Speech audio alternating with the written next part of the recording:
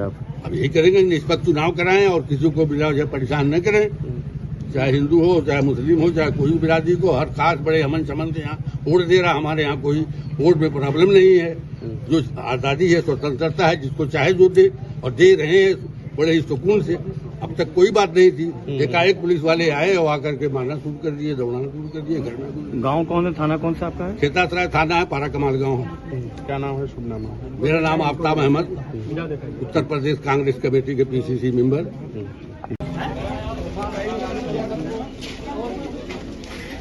कैसे चोट लगी आपको? मेरे को चोट, मैं जा रहा था सिलेंडर लेने, इनके मतलब सुविधा के लिए मैं खाना बना रहा हूँ और मैं जा रहा हूँ सिलेंडर लेने। इन्होंने बस आते ही कुछ पूछा ताछा ने बस मार दिया डंडा। कौन मारा?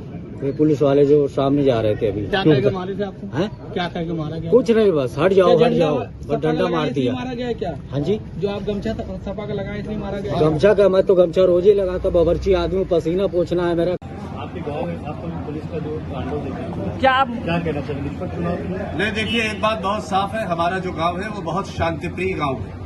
यहाँ बहुत ही खामोशी के साथ, बहुत समझदारी के साथ और बगैर किसी झगड़े के, बगैर किसी वाद विवाद के यहाँ पे वोटिंग होती रही है। इसका कोई इस तरह का यहाँ रिकॉर्ड नहीं है। लेकिन जिला प्रशासन के इशारे पर, राज्य सरकार के इशारे पर, भारतीय जनता पार्टी के प्रत्याशी के इशारे पर लोकल पुलिस स्टेशन के लोग जबरदस्ती घरों में घुसकर लाठी डंडा चला रहे हैं, लोगों को पीट रहे हैं, अकलियत के लोगों को, दलितों की मार पिटाई कर रहे हैं। ये बेहद अफसोसनाक है। हम इलेक्शन कमीशन से ये शिकायत करेंगे और अभी ये शिकायत करेंगे कि इस तरह से यहाँ का लोकल SHO, पुलिस और प्रशासन के लोग हमारे जो संवैधानिक अधिकार है उस संवैधानिक अधिकार पर हमला करने का प्रयास कर रहे हैं। इस तरह के किसी भी हमले को पारा कमाल गांव के वासी, आसपास गांव के वासी, गठबंधन के साथी बिल्कुल बर्दाश्त नहीं करेंगे। इस लड़ाई को पूरी शिद्दत के साथ लड़ने का काम हम लोग करेंगे। क्या पूरी तरह से भारतीय जनता पार्टी का देश में भी, उत्तर प्रदेश में भी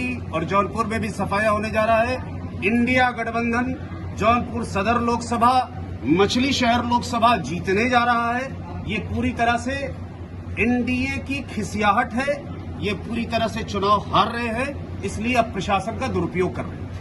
देखिए, माइनॉरिटी के साथ साथ पिछड़ों में, दलितों में, समाज के कमजोर वर्गों में, सभी लोगों में जबरदस्त उत्साह है। केवल ऐसा नहीं कि माइनॉरिटी के लोग वोट कर रहे हैं, समाज का हर वर्ग वोट कर रहा है। और जो वोट कर रहा है वो शाह और तानाशाह की विदाई के लिए वोट कर रहा है। इसलिए जिस तरह से प्रशासन अगर ये समझता है कि लाठी डंडे पर वोट करेगा तो ये किसी भी कीमत पर होने वाला नहीं है।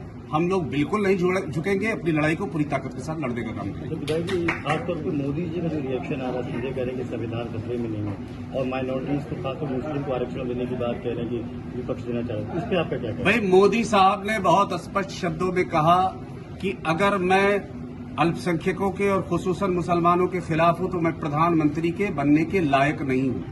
अगले दिन महाराष्ट्र में जाते हैं और वो जाने के बाद वो दोबारा मुसलमानों पर और अल्पसंख्यकों पर और समाज के दूसरे वर्गों पर हमला बोलते हैं। उसके बाद 2 दिन पहले वो जामिया यूनिवर्सिटी, जिन लोगों ने जामिया की स्थापना की थी, उनका फ्रीडम मूवमेंट में, आजादी के आंदोलन में रोल था, उस पर हमला करने की कोशिश करते हैं। हर दिन दलितों पर, माइनॉरिटीज पर, पिछड़ों पर हमला करने की कोशिश है।